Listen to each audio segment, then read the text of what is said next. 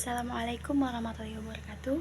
Perkenalkan, nama saya Mima Hamdianti dengan NPM 101215339, kelas C 1621.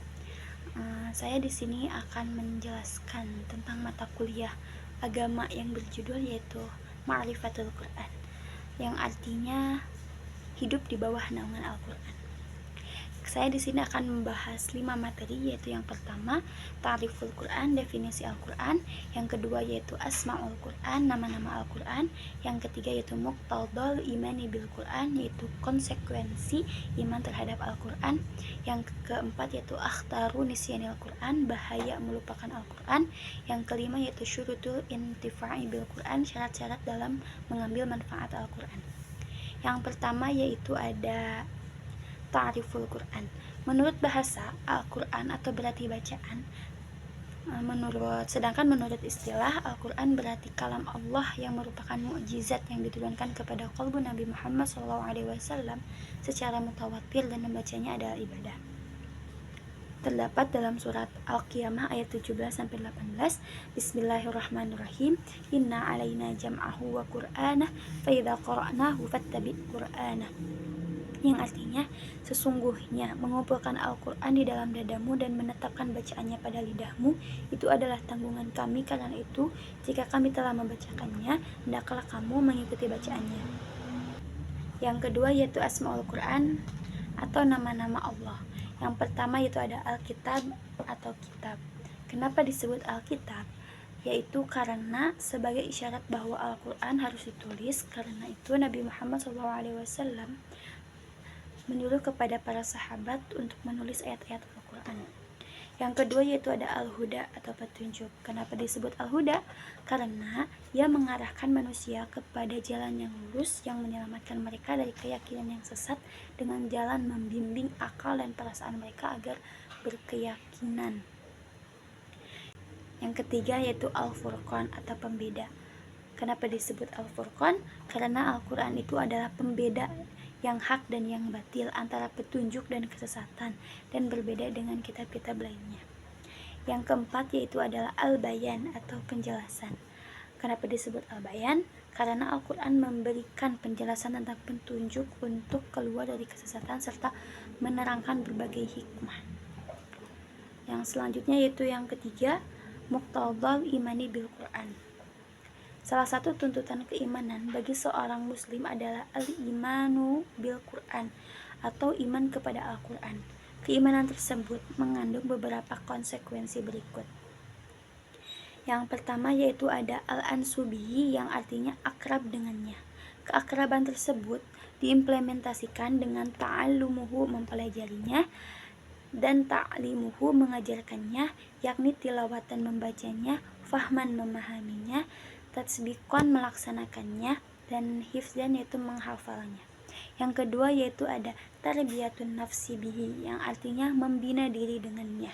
Seluruh bangsa sepanjang zaman sampai hari kiamat akan mendapatkan petunjuk dan bimbingan menuju kebaikan dunia dan akhirat. Yang ketiga yaitu at-taslimu lil ahkamihi, tunduk kepada hukumnya. Tidaklah pantas bagi orang yang menyatakan diri beriman kepada Al-Quran jika tidak tunduk dan menerima hukum-hukumnya.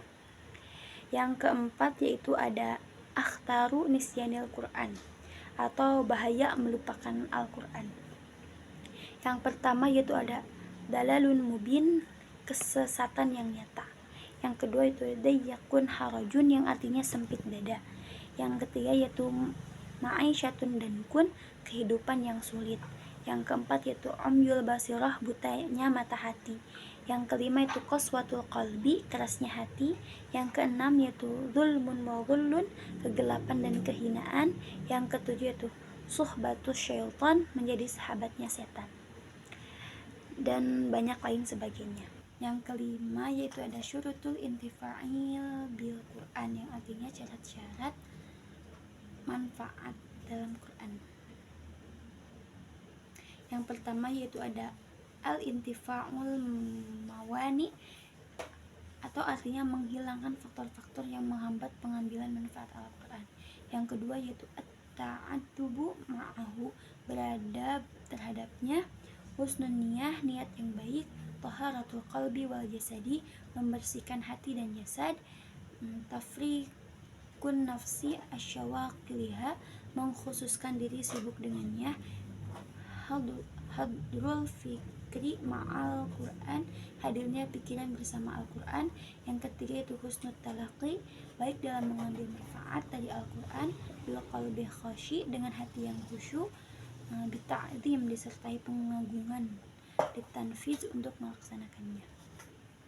Yang keempat yaitu al-iltifatu ilal ahdafil asasiyah, berorientasi kepada tujuan asasi Al-Quran, al-hidayatu ilallah, petunjuk menuju kepada Allah, takwinu syahsiyatil islamiyah, membentuk pribadi islami, qiyadatun basyariyah, membimbing dan memandu manusia, takwinul mujtama'il islami, membentuk masyarakat Islam.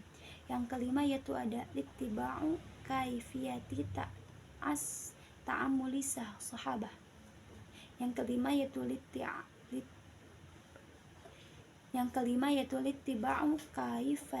kaifiyat. Yang kelima yaitu ada littiba'u kaifiyati ta'amuli sahabah, mengikuti tata cara interaksi para sahabat dengan Al-Quran, an-nadharatul kulliyah, pandangan yang menyeluruh, dukhulul Qur'ani duna maqarratin sabiqah, masuknya Al-Quran ke dalam hati tanpa disertai dengan pemahaman-pemahaman sebelumnya yang menyimpang, as-siqatul mutlaqah, kepercayaan yang mutlak. Sekian penjelasan Ma'rifatul Quran dari saya, kurang lebihnya mohon maaf. Wabillahi